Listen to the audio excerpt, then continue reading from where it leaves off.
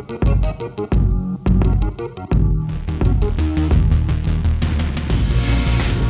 Nerf Herders, I'm Addy Thomas. I'm Ben Milton. Thanks for joining us. It's been a long, long time. It has been, although it doesn't feel that long.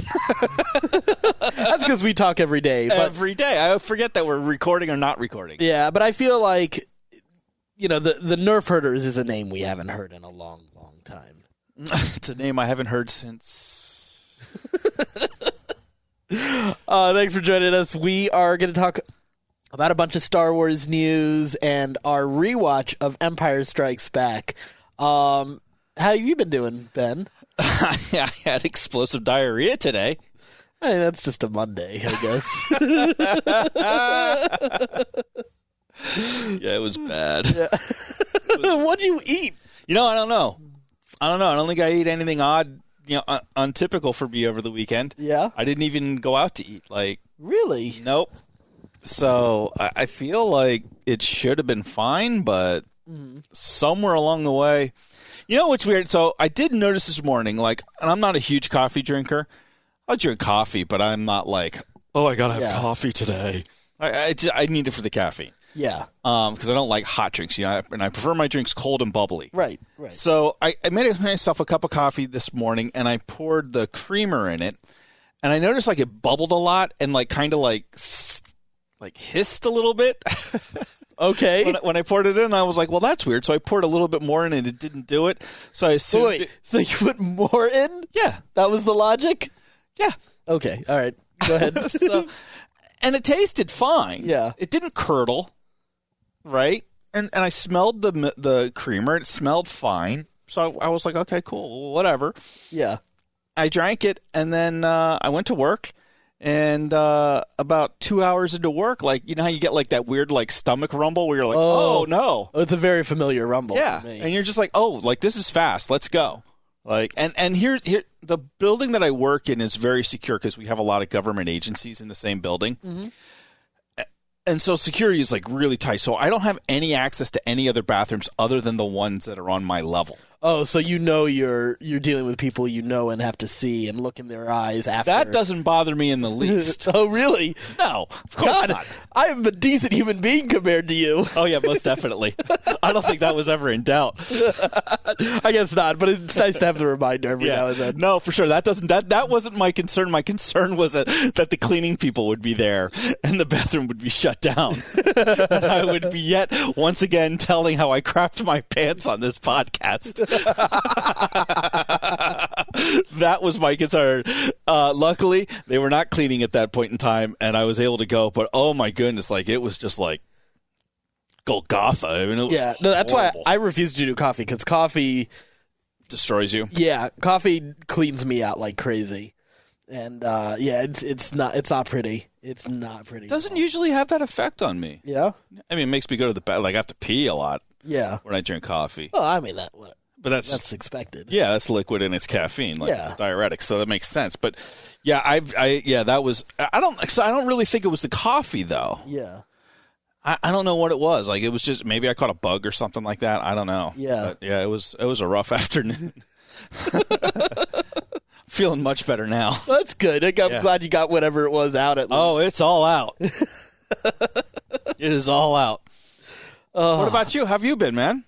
Good. I'm feeling better. I'm feeling you were real sick there for a little bit. Oh my God! Couldn't breathe sick. It was bad, and it was. I hate that you get that. Yeah, it was a mixture of allergies, and it happens to me. It's every other year I get I alternate between bronchitis and pneumonia, just a mild form of both. But it just kind of happens. Even in that, you can't commit. Right? But it's kind of caused by some of my breathing issues mixed with allergies and weather change and all of that that perfect storm hits and then that just kind of happens. Yeah. And it hit me particularly hard this year. And I was pretty much out of work for a week. You were so out I had people from your job calling me. Yeah. Is he okay? Yeah. I don't know. I saw him a couple nights ago. Right. Seemed he said he didn't feel good. Yeah. So I had to check up on you, and luckily you were still living. Yeah. Yeah, it was ugly. But I kind of want to get sick again because I think I lost a good amount of weight. You know, I lost when I had my gallbladder out and the pulmonary embolism. Oh yeah. Oh, I remember. I lost so much weight. Yeah. Oh, I found it all again though. Yeah. Yeah. But I mean, I just need that like extra boost. Like my lifestyle's been a lot better. I've been eating a lot better. Start ahead that way. Yeah. I just need to get like another big chunk out of the way because I need to weigh myself. But I think like I weighed myself well before getting sick. And I was down 40 pounds. I think I should, like, I want to say I'm down 50 right now. I'm down 2 notches on my belt right now. That's amazing. Right? I'm so proud of you, boy. I felt a lot, thank you. I felt a lot better today. Like, I was able to, it's not like this is, I know, like, tomorrow this may not be true, but, like, I was breathing through both nostrils. Like, that's a huge deal for me. It's a big deal for you. That's a really huge deal. You're the most congested person I've ever met. Right? Like, my voice was even a little bit different this morning because, like, I sounded like a human. Yeah, that's right. Because I could speak through my, with my chest without like getting too tired quickly. Like that's a really huge deal for me. It's amazing. So I was someone even mentioned I was a little bit more animated than normal. So it's just like, oh, that's pretty good. It's amazing. It's funny because and I was telling him it's like this health kick right now. Like we tried Weight Loss Civil War. And that competitive thing doesn't drive me as much. I know it does for you, but for me, not so That's much. Why I won.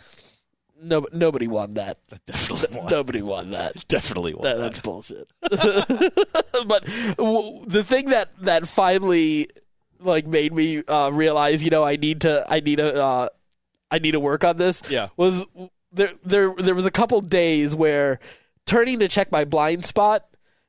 Like, I felt like I pulled something. and what's more embarrassing is, like, that wasn't even quite enough. It was when I needed to turn to wipe myself.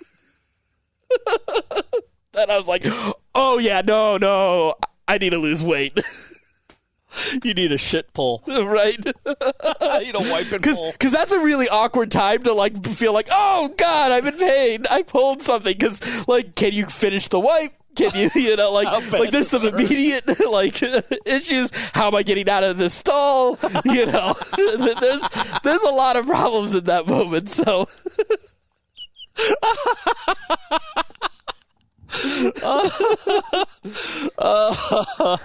Yeah, okay. Fair enough. You didn't think that your explosive diarrhea was going to be what was going to be top today. That's the best story you win, sir. Bravo, you win the story of the week. Congratulations. I feel like that should be as we move into that'll be part of my success story that I tell everywhere. It's like this is my turning point. Yeah. This is my rock bottom. Right. I can never get that fat again. I feel like that should be part of Serial Killers. Like every week we or every episode we tell like some sort of story about ourselves. Yeah. I mean, that's kind of natural. So ridiculous. Yeah, it's part of our natural story. I think whatever podcast we do, even if it's Mondays with Ben is our next podcast. Mondays with Ben. Our Tuesdays with Maury knockoff. What was this crap like this week? Right. Maybe Mondays with Milton. That makes more sense. I like alliteration. Yeah. People would get that. That's amazing. Yeah. Oh, my goodness. Wow. Well, we got a lot to talk about besides crap. Yeah, we got some Star Wars stuff to talk about. Because they've been busy, even though we haven't been busy in the world of Star Wars lately. We've got... we actually have... a couple things to talk about because New York City Comic Con was just this past weekend. I saw Case was up there. He was making the rounds. Saw him. I think he even got a chance to hang out with our buddy Ben Goldsmith too a little bit too. Nice, and a bunch of other people for that matter. But we'll get to that in a second. I do want to talk about sort of the Bob Iger news and sort of like let's start with the toxic bullshit and get past that and get to the fun get this stuff out of the way. Yeah, exactly. So the newest reason the anti-Last Jedi or anti-Disney Star Wars crowd has started using as their complaint has been Bob Iger's recent book. He recently wrote a book, his I guess autobiography or whatever. He's CEO of Disney. And he was talking about some of the challenges he's dealt with, some of the successes he's had as CEO of Disney. And of course, like, he's been a part of some like major things for them, including buying Marvel, Pixar, Star Wars, the Fox acquisition, like a ton of stuff. Like, Disney has really thrived under him in a lot of big ways. That's just some of the major entertainment stuff. Of course, Disney Plus launch is coming up. Like, these are all things that Iger has been a big part of.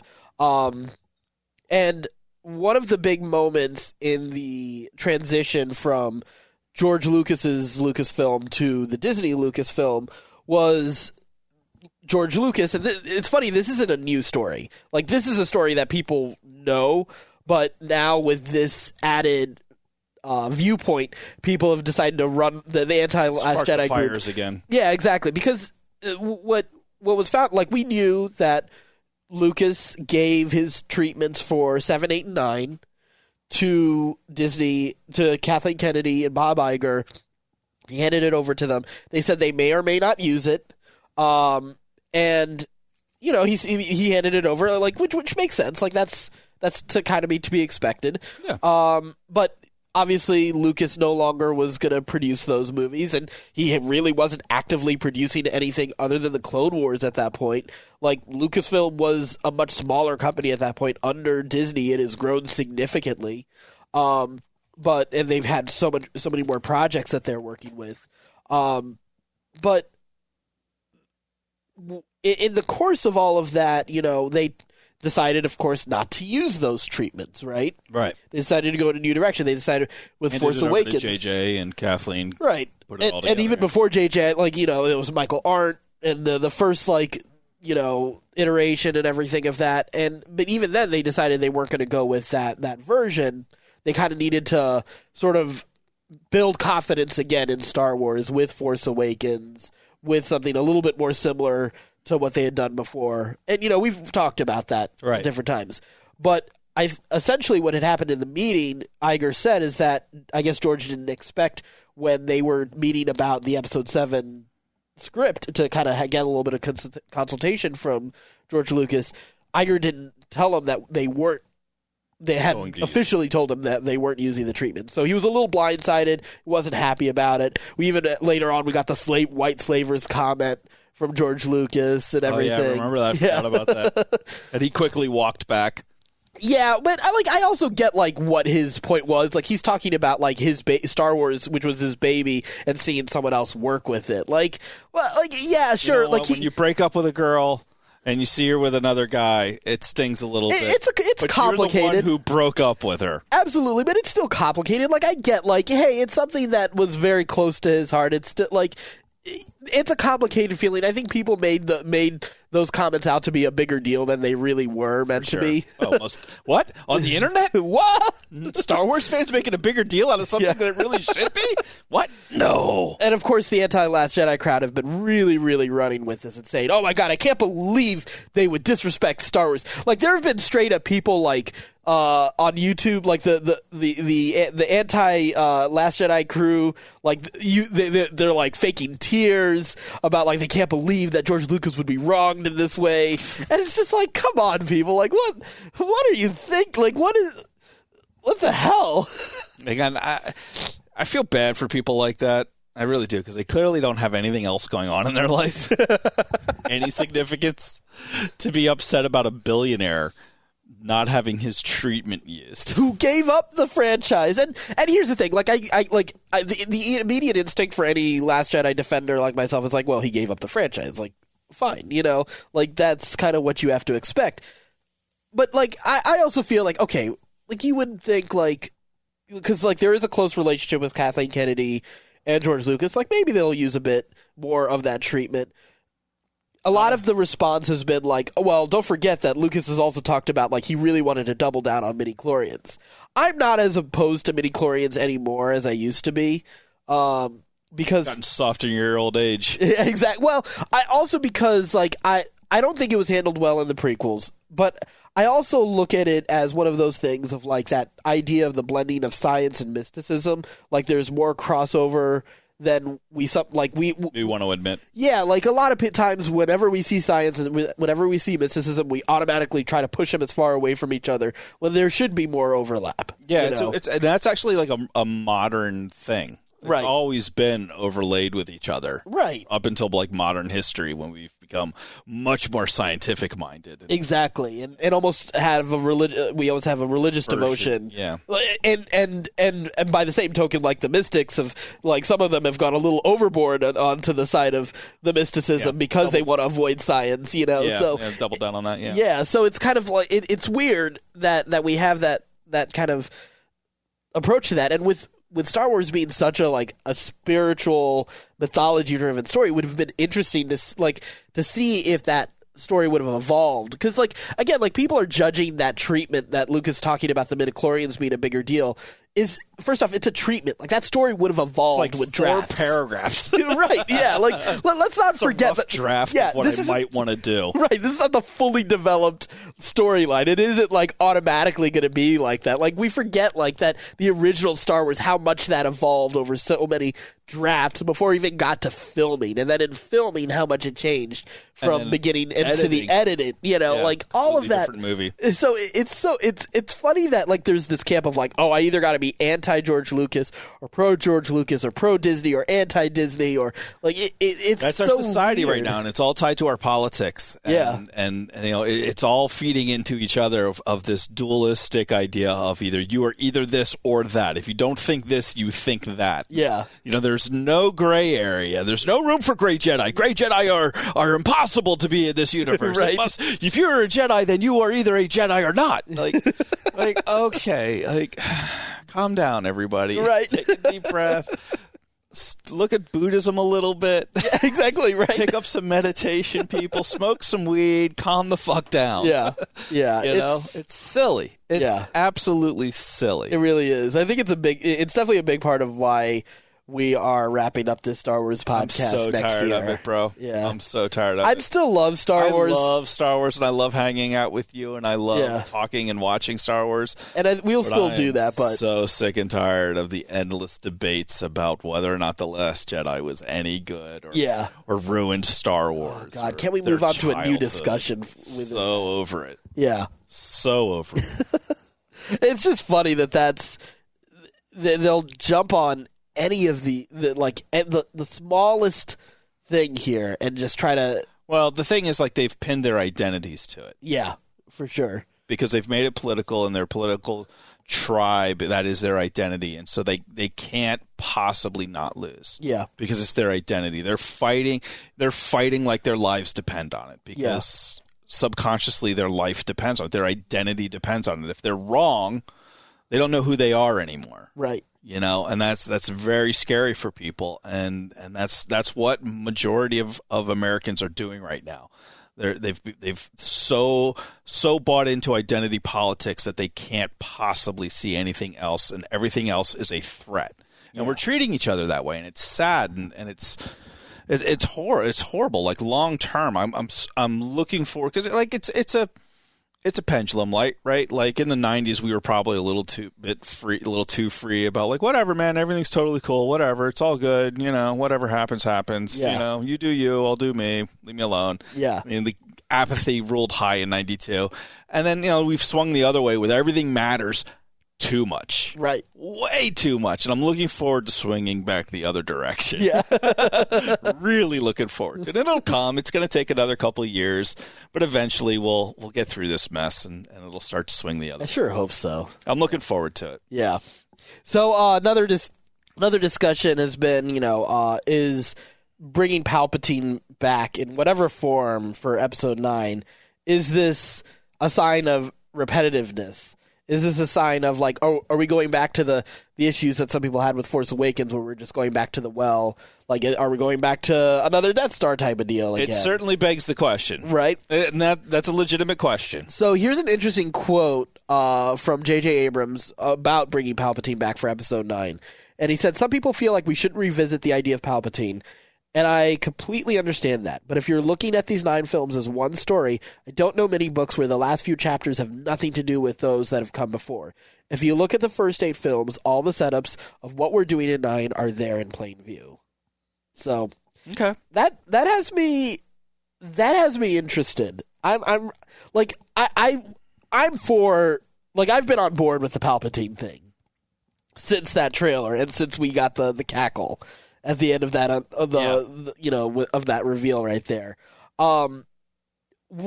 Another interesting thing that we're getting, and it's funny hearing it from Abrams and from Chris Terrio, one of the writers for Episode 9.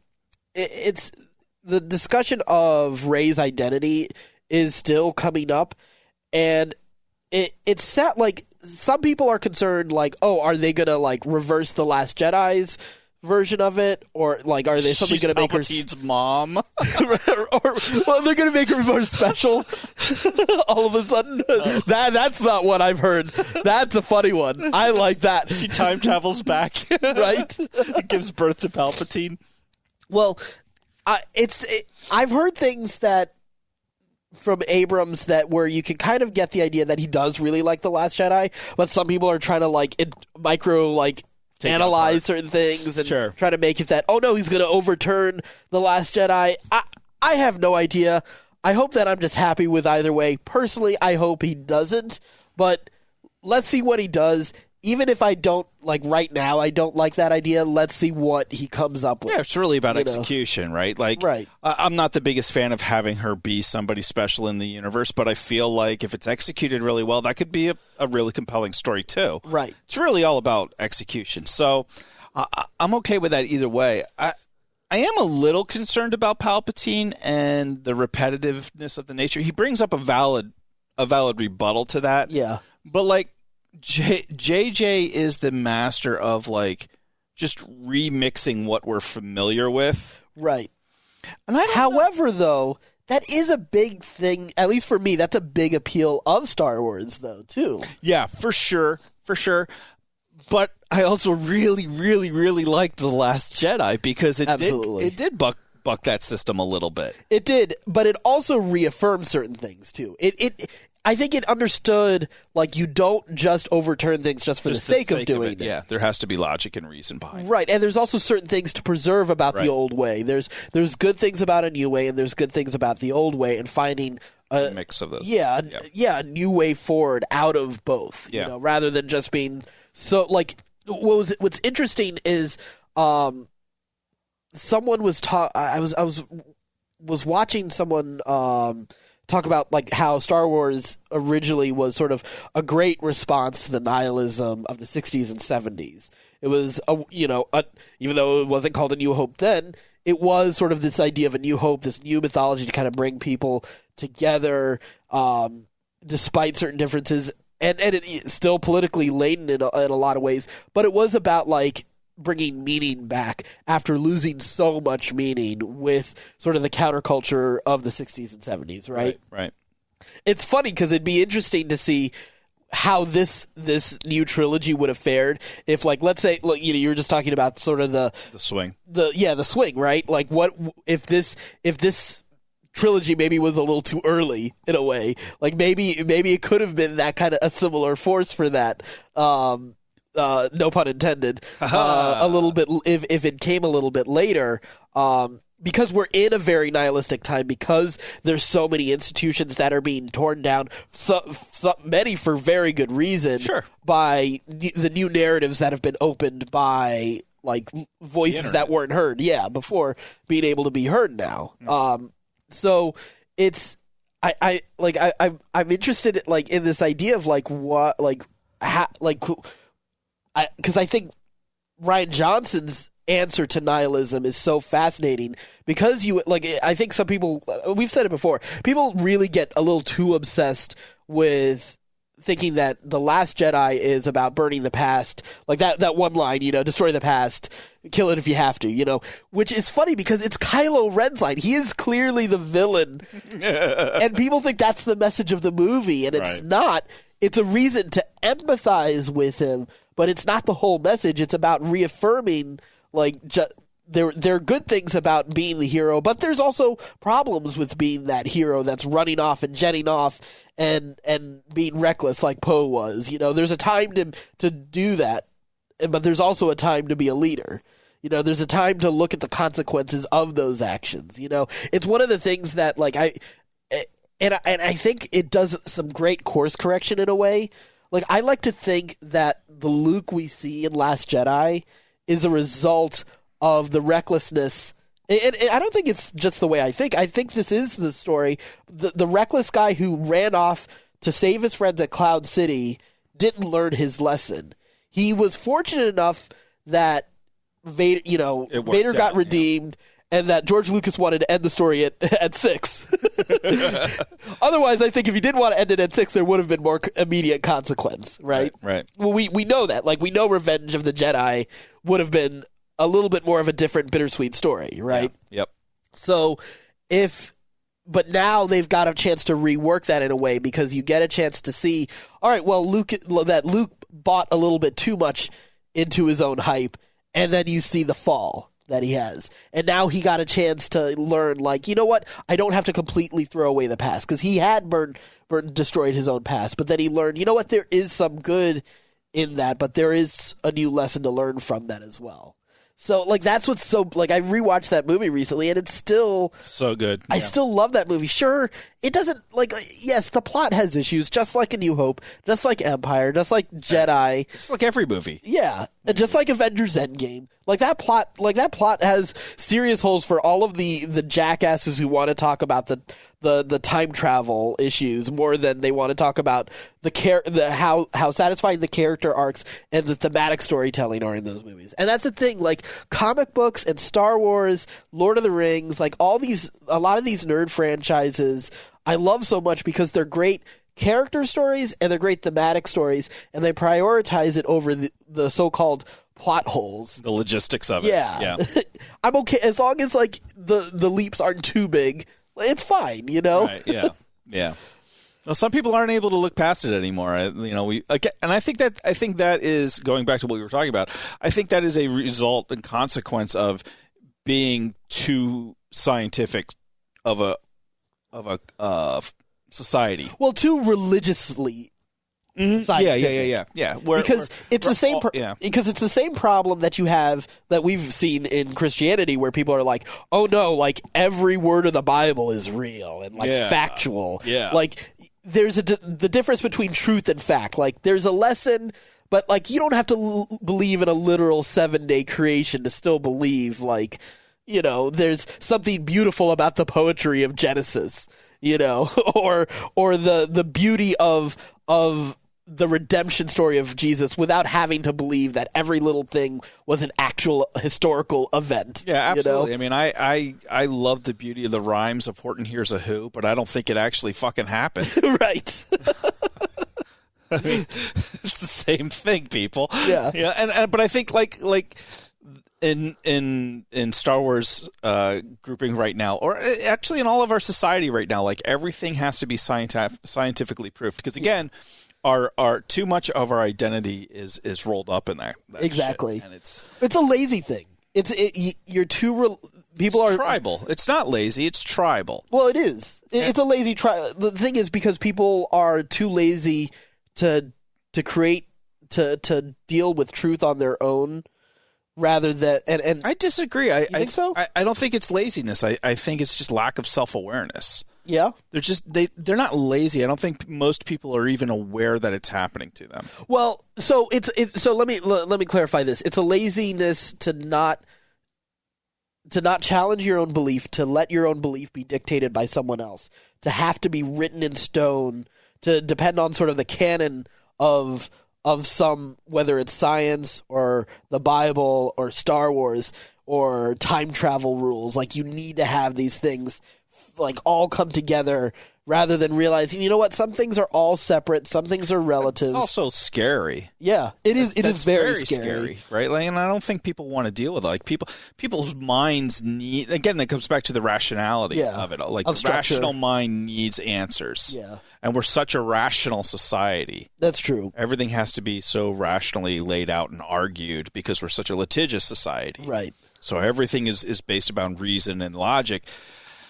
And that doesn't leave room for unanswerable questions. That doesn't leave room for that's true. that kind of thing. Yeah. And it's just that type of thinking and allowing that type of thinking is frightening to people. It's unnerving. It's not what we crave as a society right now. It's not what's honored. So there's no currency in it, and because there's no currency in it, then it's not wanted. It's just kicked out. Yeah, that's true. That's true. Well, that went... It went deeper than I expected, I'll be honest with you. Especially for us starting this with explosive diarrhea. You're getting it all this week. Right? I'm sure there are plenty of people who are like, God damn it. Like, I hate when they think they're so deep. Maybe they just go back to shitting on themselves.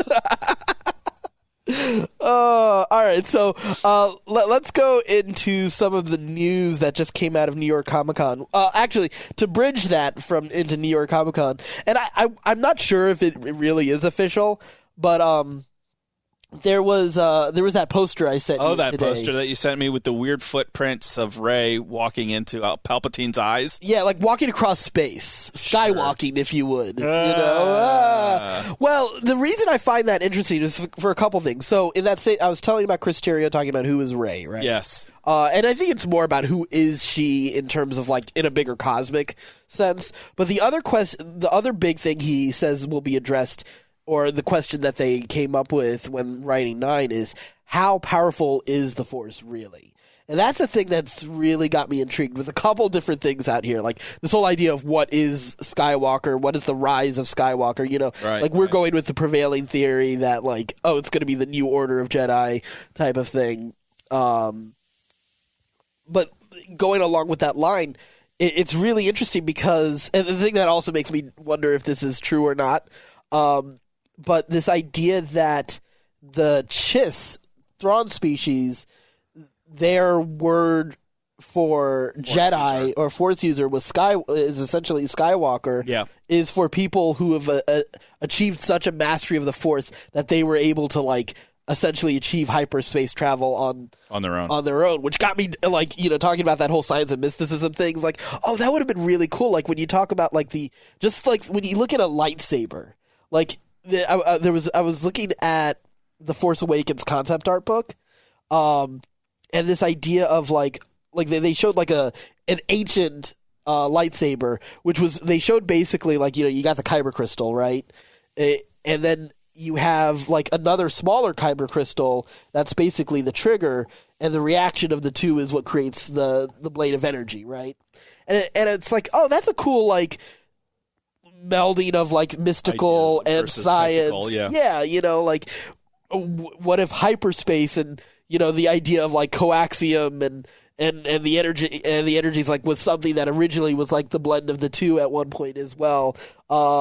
Like there's all sorts of like really cool things that you can do with that. Like, and I got this idea in my head of like, and I don't know if we'll see this in Rise of Skywalker, and I don't need to see it either, but like having this idea of like Rey or, you know, or even Kylo Ren having this moment of achieving oneness with the Force in such a way as to see through time and space in a way that we've never seen before, in a very like Doctor Strange trip, like in you know, in that movie, like the trippiness that he had through the multiverse in his in the exposition from the Ancient One scene, like that kind of moment, or if like that's the way you like this new Skywalker thing has been achieved, like sort of becoming like one with the Force in a way that we haven't seen before, like sort of the next step of what the Force Ghosts have been able to do, like that sort of melding of like different planes and reality, and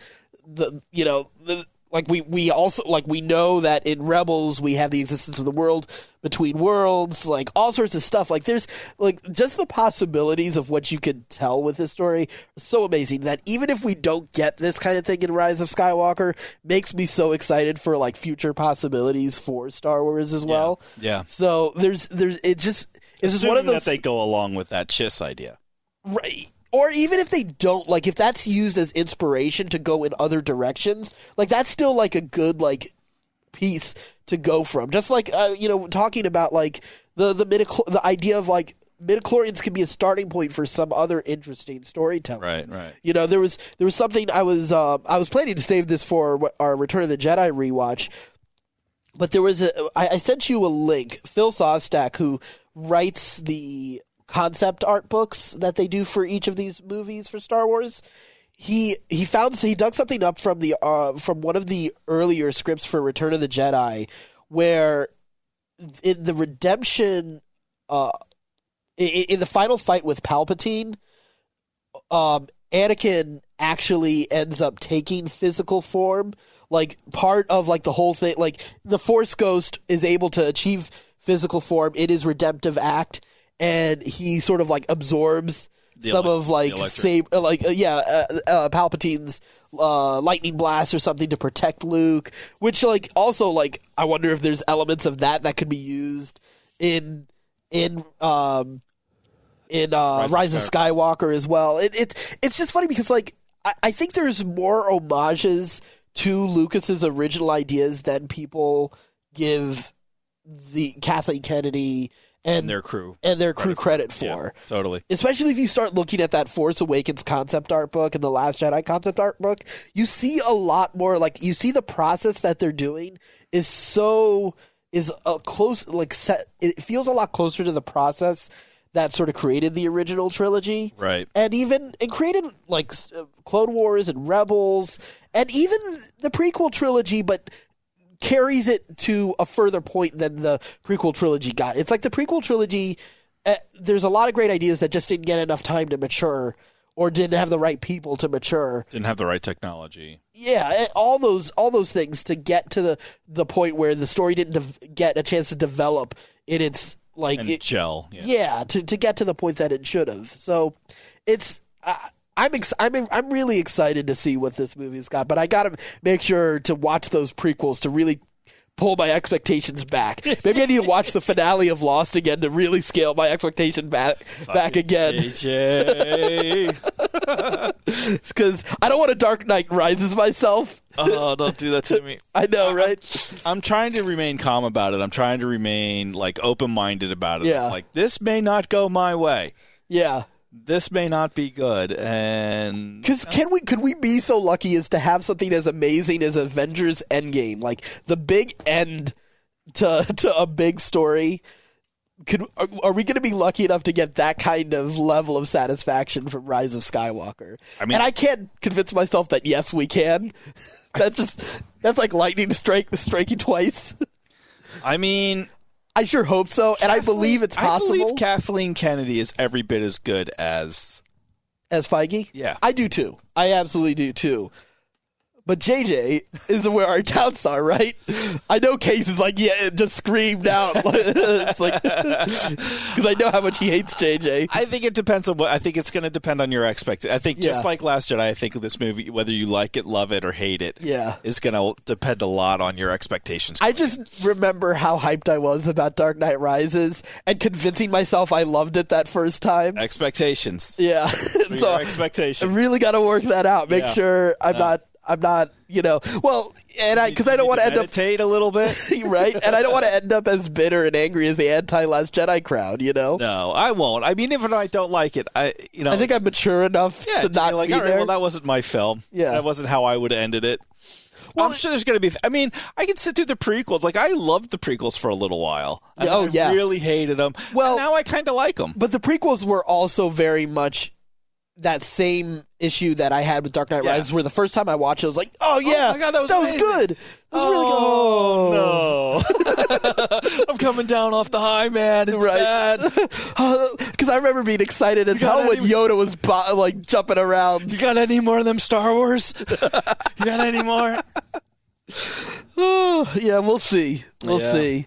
It's going to be amazing. And even if it's not, we're going to have Mandalorian. That's true. We got Cassian Andor. We got Obi-Wan coming back. I mean, there's so much good Star Wars coming. There is a lot. I'm not stressed about it, to be honest with you. Yeah, it's true. I just, like, I think the thing that has this so heightened is just... It's the end. It's the end, but I'm also really, like, here's the thing. Like, I know... I feel almost certain that the anti-Last Jedi crowd is going to shit on this movie.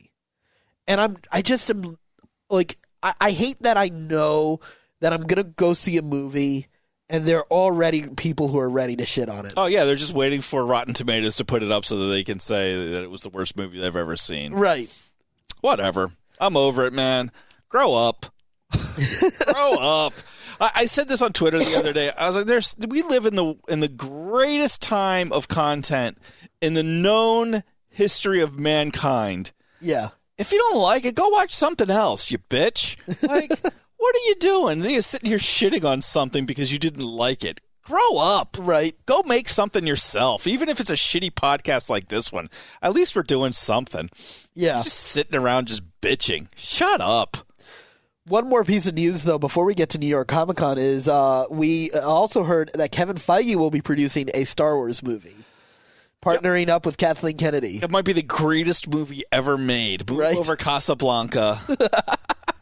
This is it. That is like that powerhouse of Kathleen Kennedy and Kevin Feige coming together. Sounds great on paper, but here's the thing. A lot of times we see like super groups and super teams not work because the chemistry isn't there.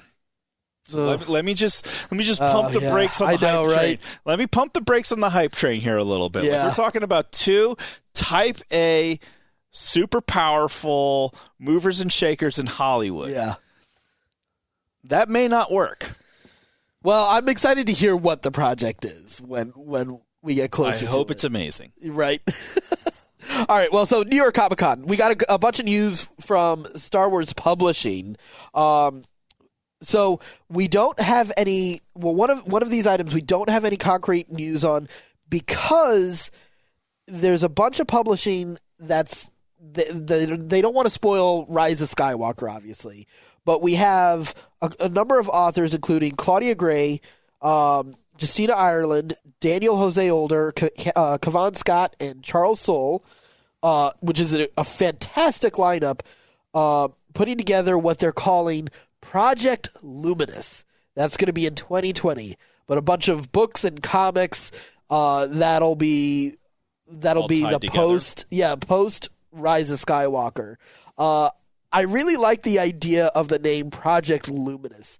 Like, I feel like that, like, alone, like, I'm already feeling like that really says a lot about Rise of Skywalker in a very interesting, in a very spiritual way. Like, that makes me feel a little bit more relieved about Rise of Skywalker. Beautiful callback to Yoda's luminous beings are we. My favorite Star Wars quote. I love that. It's the one quote I keep coming back to as probably the that one thing and I would what? get as a tattoo.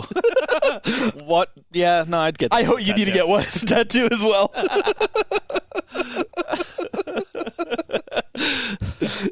That would be amazing. Why did you go Star Wars, man? Duh.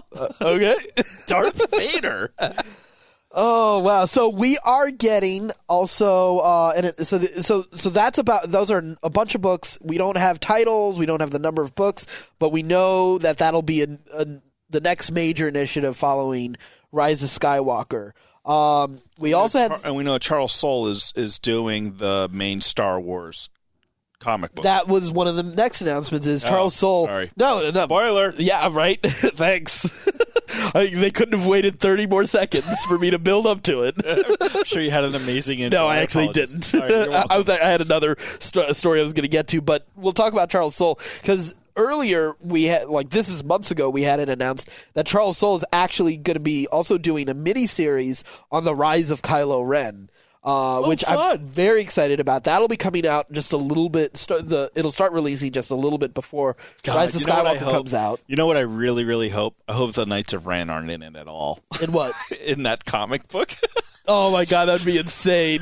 Just to piss people off. It'd be the greatest troll move ever. I think, though, he said that they will be in it. That's too bad.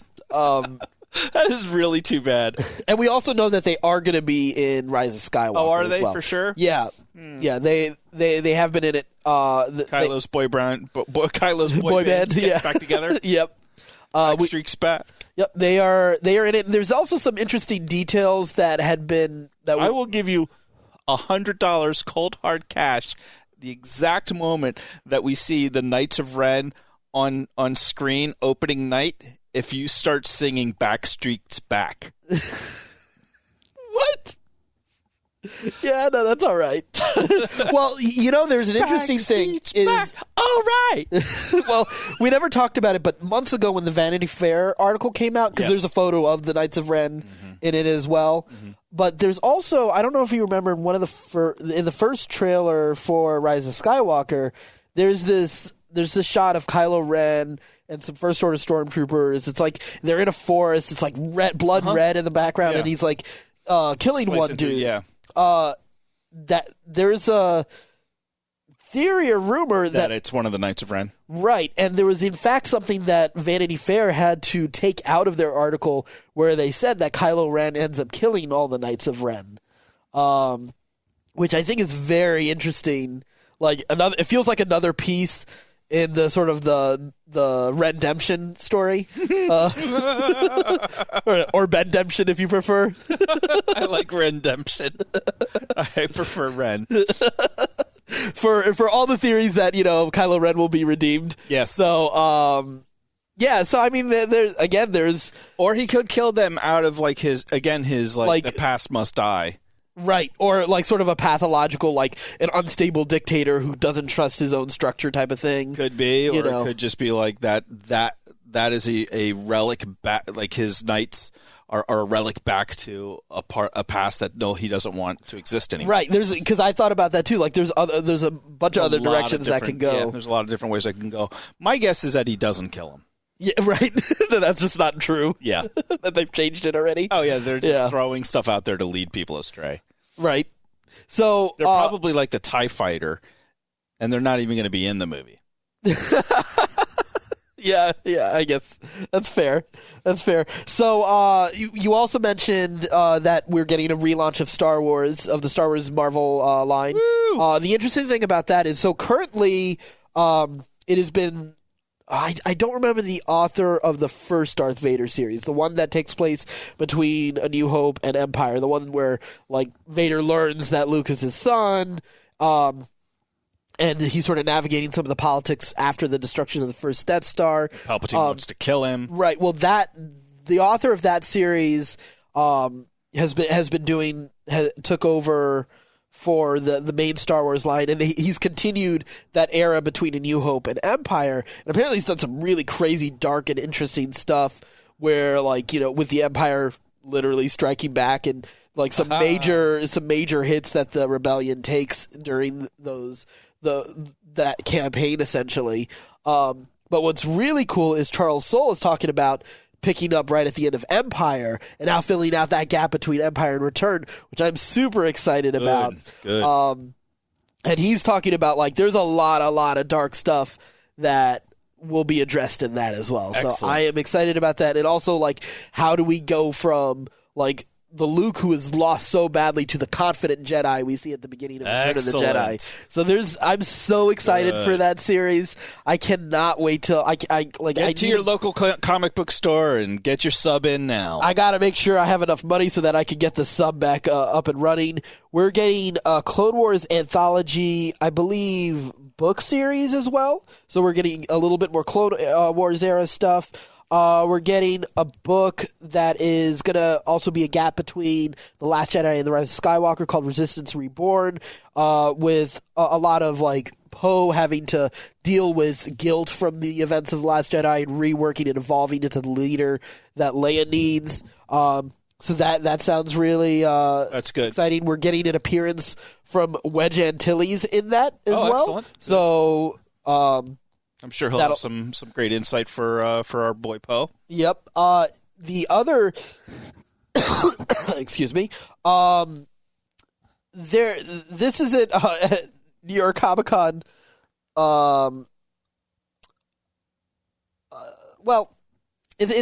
So Matt Martin from Story Group addressed a rumor that had been surfacing on the internet. So you know how at Galaxy's Edge you can get that app, the app to have your own story, right? Yeah. Uh-huh. In the app there's an Aurebesh, the Star Wars language translator. Apparently, in a bathroom stall at Galaxy's Edge, there is says for a good time call. Well, almost. Really? It could be, depending on how you want to interpret it from a certain point of view. From a certain point of view. But there is text in the bathroom stall that says, Mara Jade lives. So for, J. Mike and our scruffy Nerf herder story, I think that's essentially for a good time call.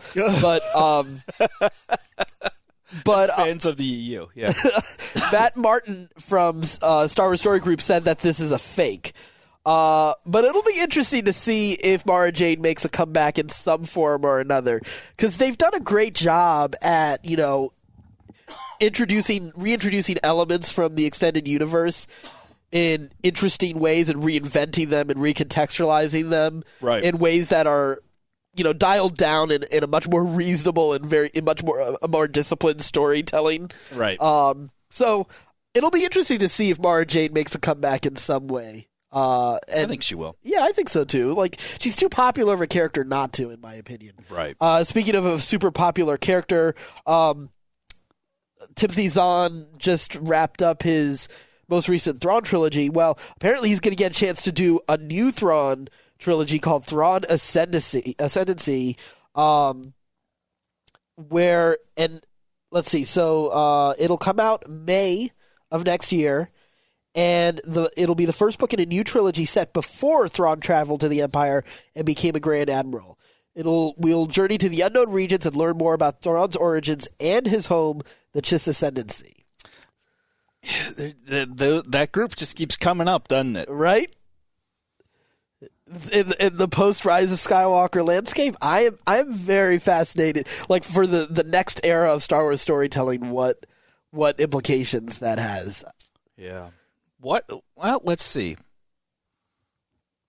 What if the Rise of Skywalker is the Chiss Ascendancy? I don't think it will be. I think they're going to get in the same way that sort of Avengers Endgame gave a good conclusion to the story, and then there are elements to take out of that story to expand into sort of a new direction, but it legitimately was an end. What if we spend 3/4 of the movie wrapping it up with Rey and Kylo and coming to a resolution of that, but the very tail end of the movie is there are elements planted for it. Yeah, for the Chiss to come out. I could see that. See a Chiss invasion or something like that.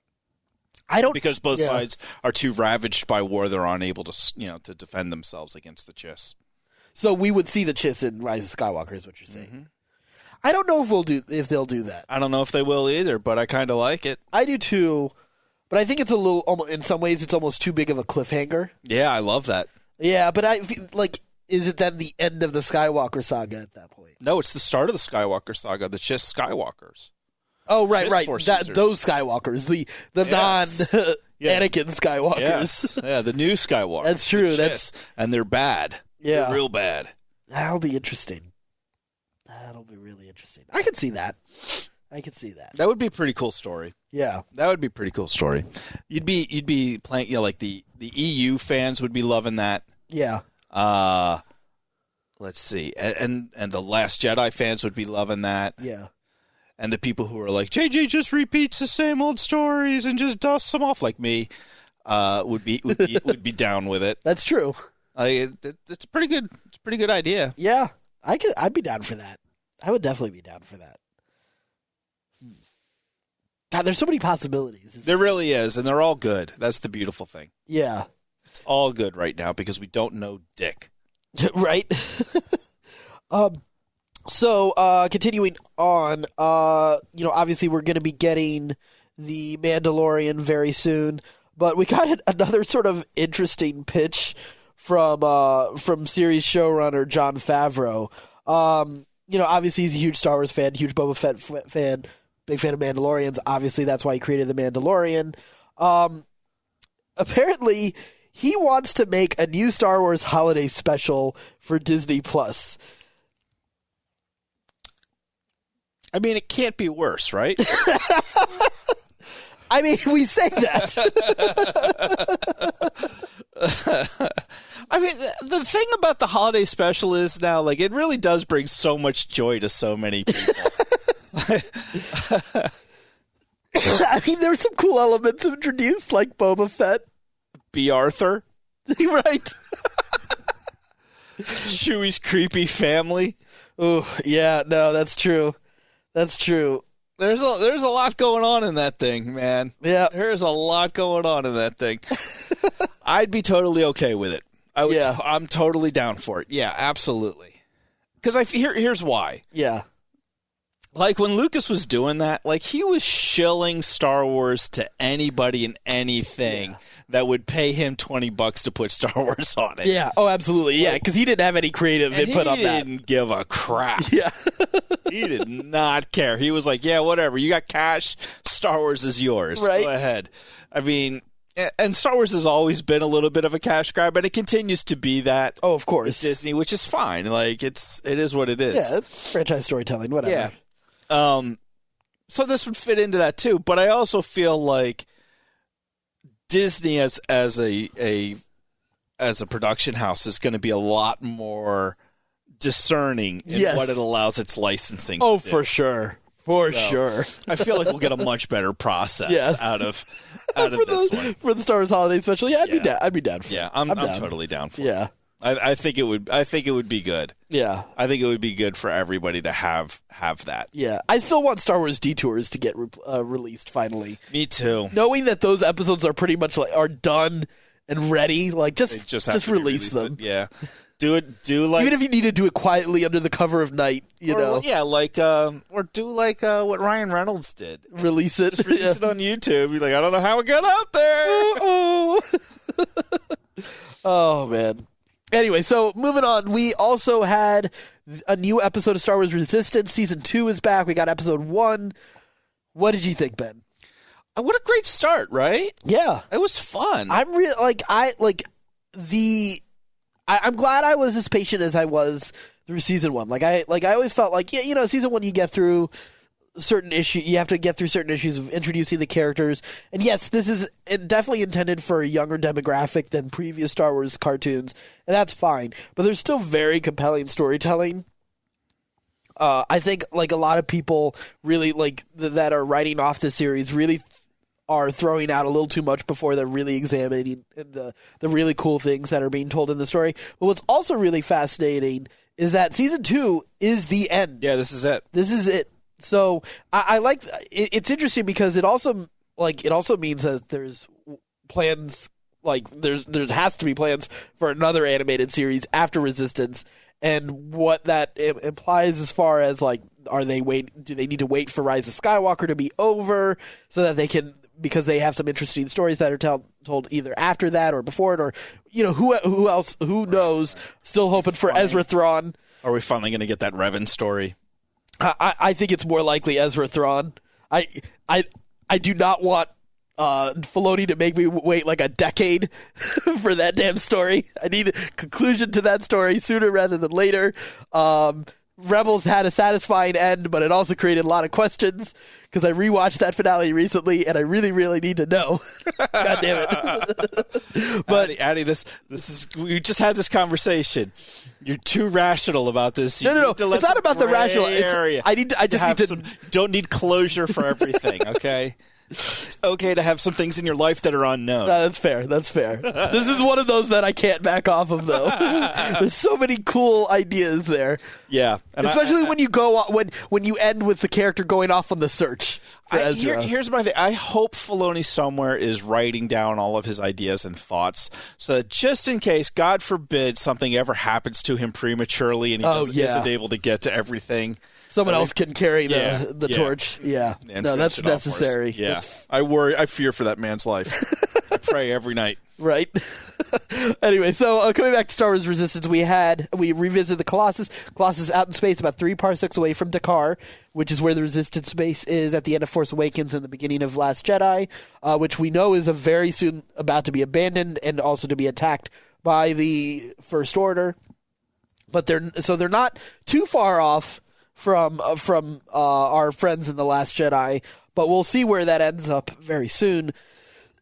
They're 3 parsecs away. Yep. Which is just a little bit longer than a click. Yeah, according to our buddy Sean. Or Fenrir Pickup, I'm sorry. So we know that they're floating out. They don't have all their systems working, and they work on trying to repair some of those systems.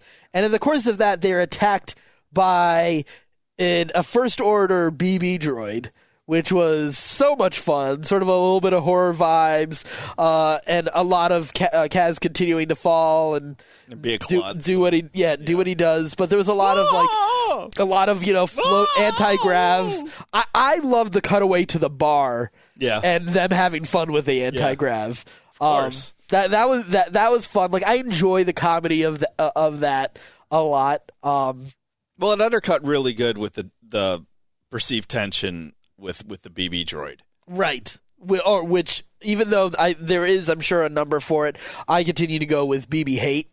I love BB hate. Yeah. You give me BB hate and 000, I'm psyched. Oh, this is a story we can tell. Here's a story we can tell. Because you and I just, a couple days ago, I took off work early so that we could go to Target to go see the new Star Wars toys. Yeah, on Triple Force Friday. On Triple Force Friday. So here's why I did this, because in my own ignorance, I assumed every Target got this. No, I was with you there too. Because last time they did it, it was literally right down the street at the Target by me. Yeah. And I had no idea how rare that was. Yeah, that it's 25 Target locations across the nation. Happens to be right down the street for me, and I just go strolling in like, whatevs. Yeah, right.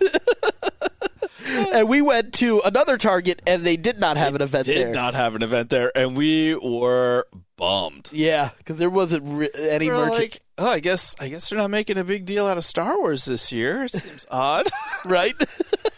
I mean, I saw a lot of new stuff on their live stream. It doesn't look like any we didn't see any of it. Yeah. Hey, the one thing we did see, and I got super, super excited about it, was that 000 of the Black Squadron. What's the special? The Black Series. Black Series, yes. Action figures. Action figures, and it was awesome. Yeah. You were like looking at what were Chopper. Chopper, which is pretty cool. But I fell in love with 000. 000 is the best. It's my kind of droid. You give me you give me BB hate and 000. Yeah. Game over. It was right behind Dr. Affer. You had you had 000. And I forget the name of the evil R2 unit, but but that was there too. Yeah, and then Chopper was right behind it. Chopper is like the gray Jedi of droids, though. He's so in between, like the dark and light side. He's a homicidal droid. We have seen him kill other droids. Seems to enjoy it quite a bit, right? He's pretty unhinged. Yeah, I like Chopper. Yeah. So there's a little bit more balance to Chopper. I think that's why I like him. No, I'm a huge fan of Chopper, but but he's no 000. If I had 000 and BB hate, I could rule the universe. The three of us together. That's for sure. So so BB hate was attacking Nico and Kaz and Tora and hilarity ensued. Exactly. So in the course of that, we also had a lot of Kaz dealing with the guilt of his relationship with Tam, who trusted Kaz and a lot of her friends on the Colossus, and has now joined the First Order. And what was really cool was seeing her story on the other side of that, as the B story, where she was now, she's now just freshly joined the First Order, is now given a chance to finally be a pilot, what she's always dreamed of being, and turning away from even a moment where she heard a transmission and refused to listen to the whole transmission because she was so betrayed by Kaz and Yeager and her friends on the Colossus, as she's now becoming radicalized and joining the First Order. So I thought that was awesome. I did too. Yeah. I did too. I don't like that you said that she's being radicalized. Why not? I don't know. I feel like it's a pretty reasonable thing that she's doing. Yeah, but you don't think that... I think she's being... It's reasonable. I think she's being manipulated. Yeah, absolutely. But, okay, so... Look, dude, if I thought you betrayed me, I'd absolutely kill you. I would get in a TIE fighter, hunt you down, and shoot you. You would only do that if your TIE fighter had shields. Well, too soon? No. No. Yeah. You know how I feel about that. Yeah. It's never too soon. Well, I thought it was... So the reason why I say radicalized is it was done in a way where you had empathy for the character. You know she's making the wrong decisions. Do you? Yeah, she's definitely making the wrong decisions. The First Order is definitely the bad guy. All right. Yeah. From a certain point of view. Yeah. But again, like it's going with that idea of certain point of view. I found it really similar to Did you watch? I haven't watched season 2 of this yet, but did you watch season 1 of the new Jack Ryan series on Amazon? No. Where Jim is Jack now. Jim is Jack. So I really liked. I've heard great things. Yeah, and they did a fantastic job with the villain, because there's a lot of reasons where you look at the villain and you're like, oh, that's a really reasonable response to the circumstances in his life. Right. As like this is a heinous terrorist, right, who does some like serious things that like it is like crushing to watch some of the things that he does. Like just how vile. But it's justifiable. Like you can see the trail. Not the acts, but like you see the path is that got like, in there. Yeah, it's and legit. Exactly, and the way he gets radicalized is very fascinating. So I felt I saw like a very similar path to that. Yeah. So that's why I use the word radicalized, because it really felt like, you're seeing someone's path into becoming a terrorist, essentially. Right. How someone is isolated in a certain way. Like it begins with that isolation, and then that radicalization kind of happens. Yeah. So I thought that was a very interesting perspective on a story, especially on a kid's story. Yeah, for sure. And it is like far more complex than I think some people are willing to give it credit yeah. for. So. I'm excited. I'm super excited to see how the season continues. So, I think that wraps it up for what we've got so far with Resistance. We only had the one episode. Yeah. You want to talk about our rewatch of Empire real quick? Yeah, let's do it. Yeah. So we rewatched Empire. All right. Well, that was a lot of fun. Yep. Thanks, guys. That movie's still fantastic. It's so good. It is. I have to say, I enjoyed watching A New Hope more. Oh, really? I had so much fun when we watched A New Hope. Yeah. You know what's funny is, though, Empire is so much funnier than anybody gives it credit for. Really that movie is always billed as the dark Star Wars movie. That movie is freaking hilarious.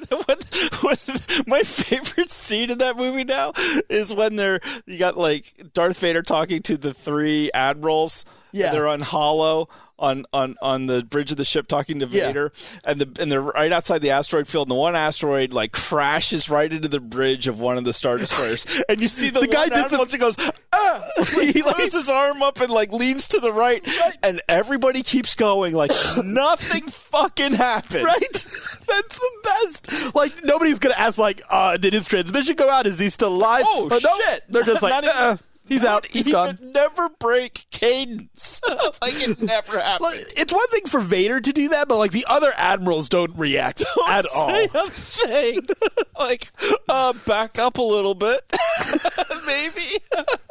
Oh my god, I laughed so hard when they did that. Yeah, that was great. And there's so many other great moments. Like some of it, of course, is like because of Robot Chicken, we watch it a different way. Like seeing Bosk on the bridge is always fantastic, yeah. And IG-88, like not moving at all, ever.